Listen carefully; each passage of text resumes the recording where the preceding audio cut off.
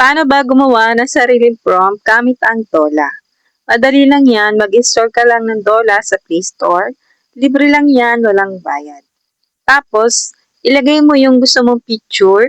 Kunwari ito, nakita mo to sa Facebook at gusto mo ngang gawa ng prompt. Tapos, pagkalagay mo dyan ng picture kay Dola, sabihin mo, pahingi ako ng prompt niyan.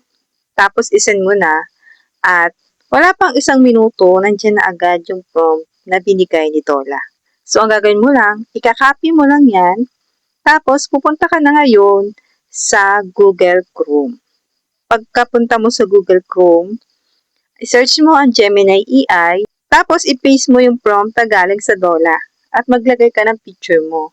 I-send mo na yan para ma-generate na ni Gemini AI. At ayan agad ang resulta. Meron ka na ang AI photo na pwede mo na siyang i-post sa iyong Facebook. Ganun lang kadaling gumawa ng prompt gamit ang Dola.